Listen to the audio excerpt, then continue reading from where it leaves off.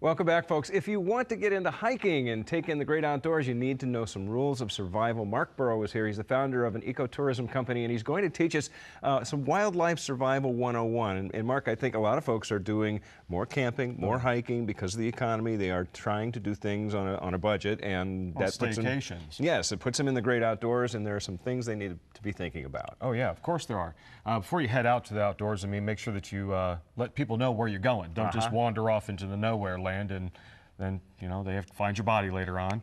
Or at least scare your friends and neighbors and family. Yeah. And the thing is, most hikers are found within 12 hours. So the only time that you're truly lost, I think, is when you actually have someplace to be. Okay. You do get lost in the great outdoors, just look at it as a free vacation. And what's the right thing to do? Do you stay put? Stay put. Don't leave. Don't run. Most people that do end up lost or dead are the people that have it in their mind that they're going to get their way out. Stay put. Someone's going to find you. Build a shelter, start a fire, find some water. Stay put. Don't leave. Someone's going to get to you. Okay. Like I said, first tip is to always make sure you leave a note.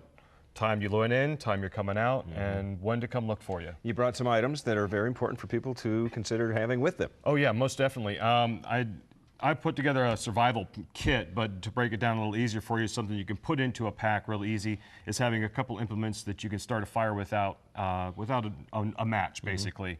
A magnesium stick is really great. This is a magnesium sulfate with a flint striker on it. This will start a fire in the rain. Okay, that's something good. Really neat to have in there also for like tinder, and everybody has it. It's dryer lint carried inside of a bag. Just to get the fire started. Right. Main important issue is always to have water with you.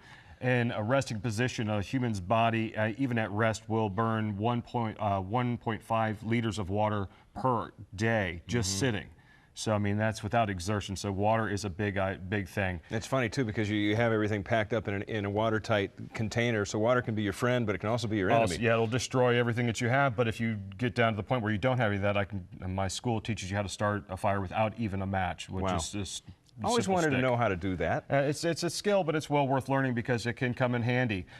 Proper tools that you need to have, too, is a simple jungle pack for survival gear. This is everything from stitches to antibiotics that you'd need to have. Best thing to have on you, my best friend in the world, is my kukri. It's the best thing to go to the woods with. I don't leave home without a good knife. It's called a what? A kukri. A kukri? Yeah. You can we play see with it that? if you want. Yeah, go ahead. Here, just unsnap that one. You got a bad hand. Well, don't cut the other one off. I'll use my other bad hand. There you go. And slide it out, and that's sharp, so don't kill yourself. You could open a coconut with that, huh? Yeah, you can open up more than a coconut. But a good tool, it's not to terrify, it's not to scare, but it's something that you need to have and know that you are going to be okay. I train people not to use a compass as well so that you don't have to rely on everything. Is it true when people get lost in the woods and they start wandering around, do they tend to circle? Yes, you do. Which is your dominant leg? My left leg. Your left leg. Inside of 1 mile, you will track off at least 10 degrees. Really? And within 15 miles, you'll walk around and touch yourself back in the butt. Oh, boy. Yeah, every single time. Stay put. Yeah, stay put. Don't leave. Okay, what else have we got? Around your neck, things that you're going to want to walk out the door with and make sure that you have on you when you get outdoors. A hat. I don't go anywhere without mine. On your head. Headgear, proper sun care. Especially when you don't have hair. Especially when you don't have hair, yeah. It's important. This thing gets burned pretty easy. I got a thin spot back here, too, that tends to burn. So having a pocket knife around your neck on a lanyard such as this, and if you really want to go with it, a compass.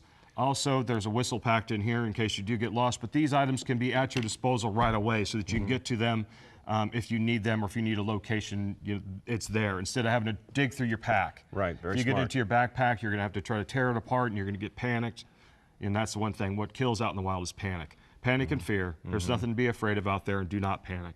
Stay calm. We are boaters, and we tend to find that the same kind of things are advisable to always have with you on your boat as well, because you just never know when you're going to get stuck out in the heat and without water. It's not even just it's not even your boat. It should be in your car.